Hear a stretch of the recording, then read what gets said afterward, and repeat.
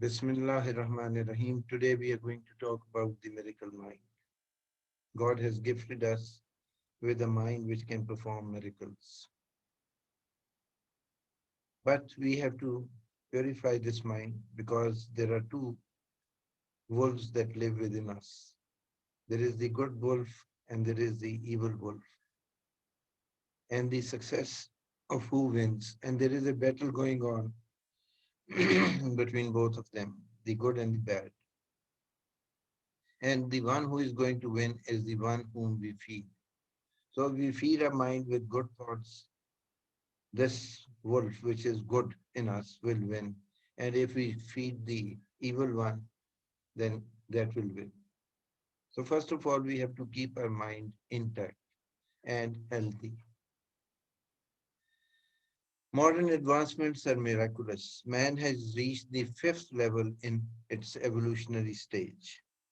Man will rise up to the seventh level. When that seventh level is achieved, that is not yet predictable, but the recent advances are just miraculous. They are spellbounding.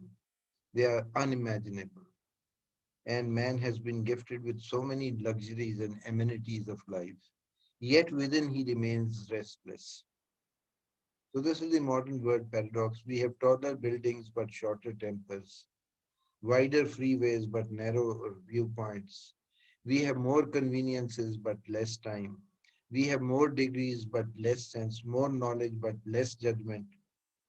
We have multiplied our possessions but reduced our values.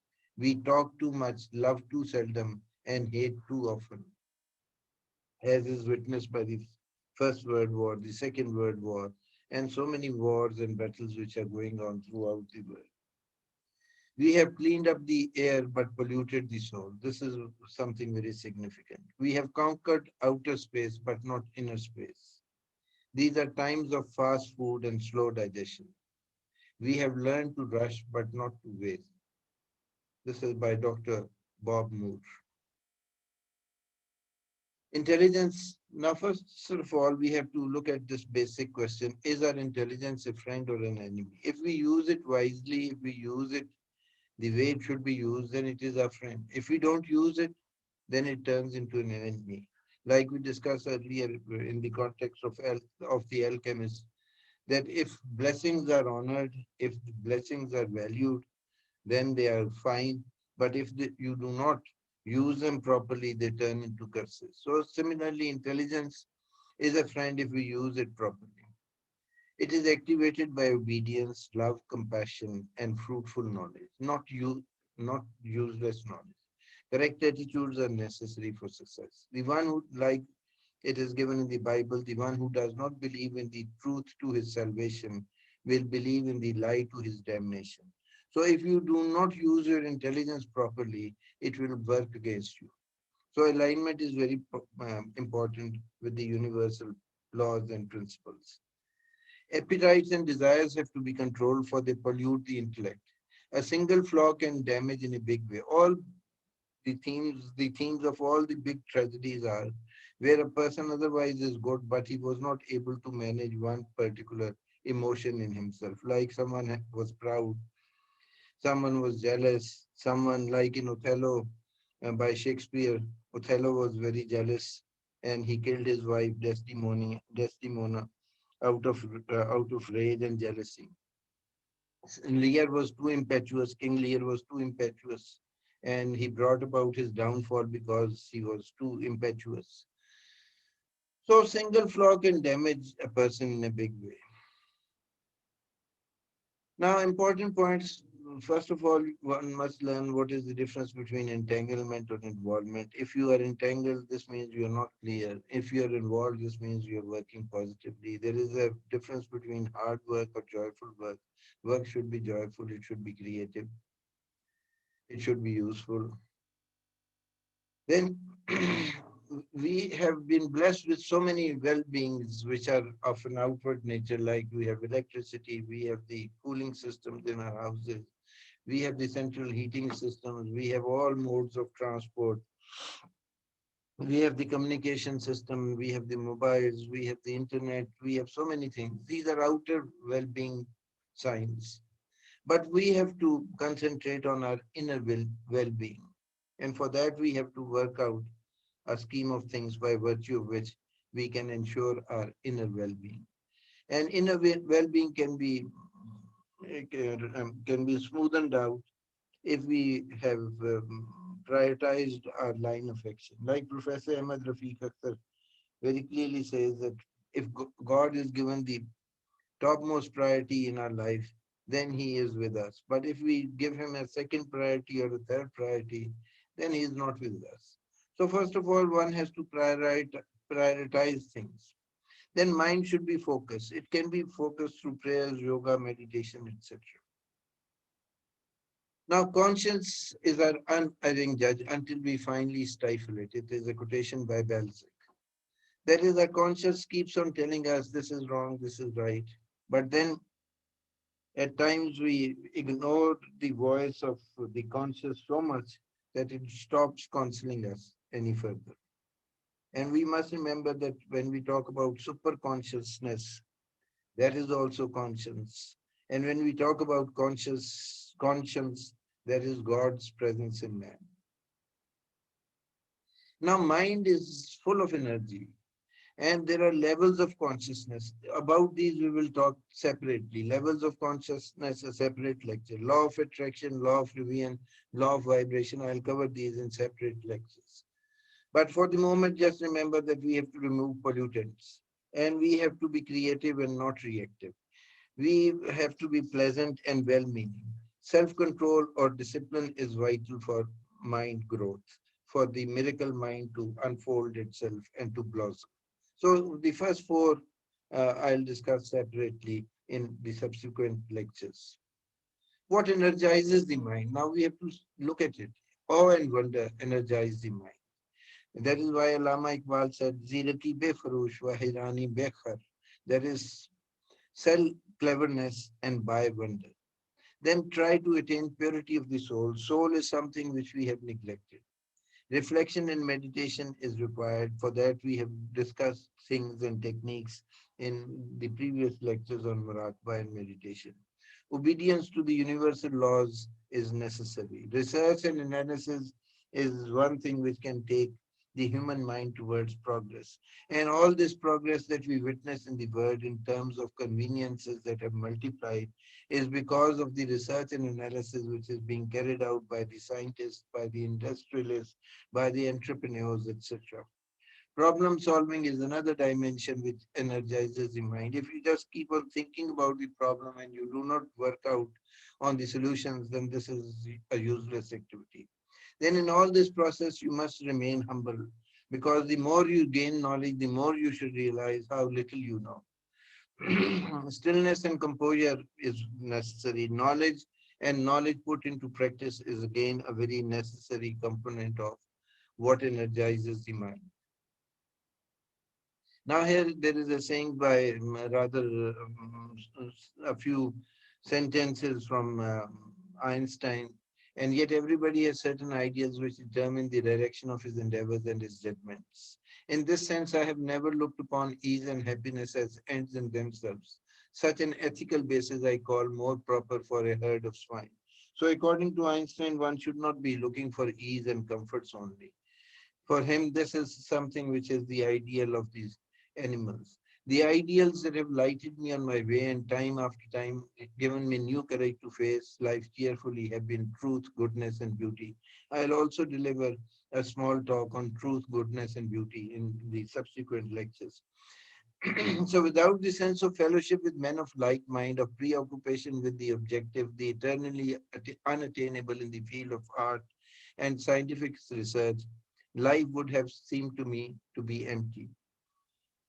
Life would have seemed to me empty. The ordinary objects of human endeavor, property, outward success, luxury have always seemed to me contemptible. So, in his eyes, in his way of looking at things, all these comforts which are of an external nature are contemptible in his sight. What matters for Einstein is the discovery of truth, goodness, and beauty. The fairest thing we can experience is the mysterious. Man has been given this curiosity to know, to find, to discover, unless we suppress it. So we have this innate tendency to experience the mysterious. It is the fundamental emotion which stands at the cradle of true art and science. He who knows it not and can no longer wonder, no longer feel amazement, is as good as dead, a snuffed out candle. तो एक बुझी हुई शमा की तरह है, बुझी हुई मोमबत्ती की तरह है। अगर आप में क्यूरियोसिटी या अमेजमेंट नहीं रही कि भी दुनिया का अल्लाह ने कितनी खूबसूरत बनाई है। कुरान में 6,666 आयतें हैं, तो 1/8 हिस्सा जो है कुरान का वो इंसान को दावत देते हैं तफक्कर की और तदब्बर की, कि देखो कायनात को, जरा देखो तो क्या कुछ अल्लाह ने किस कुदरत और कारीगरी से चीजें बनाई हैं। तो तफक्कर की दावत दी जा रही है। You should feel amazed at all the things that are around you within yourself also. The human body is in itself a magnificent computer. The liver, the work that the liver carries out is would take so many land area to install a factory that can do all those chores which the liver does, all those works or tasks which the liver does. The lungs are doing a beautiful job. The heart is doing a beautiful job. The mind is a supercomputer. So all these are wonders, all within us and outside us. And then let's look at this prayer by Mian Muhammad Baksh of Khadi Sharif near Mangla, Quran. O Lord, send blessed rain and turn my dried garden green. Let the tree of my hope be laden with fruit. People have been sent to this world for knowledge. If knowledge is not part of you, then it is animal state. If one is knowledgeable, then only one can wonder at the beauty of the universe. So, first of all, one must gain topmost clarity. And the topmost priority of the intellect is God, according to Professor Ahmed Rafiq Akhtar. God has given us this intelligence to marvel at what all is around us and within us. And T.S. Eliot says the only wisdom that we hope to acquire is the wisdom of humility. Humility is endless.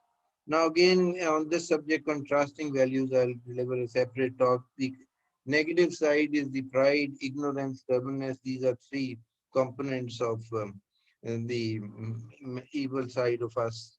And then humility, knowledge, and perseverance. These are the positive sides of the same coin.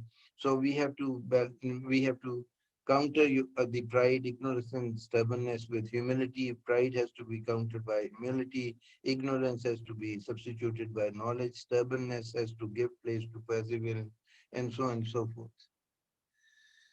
So again, I will read this ayat of the Surah Al-Infitar, which says, "O man, what hath made thee careless concerning thy Lord, the Bountiful?"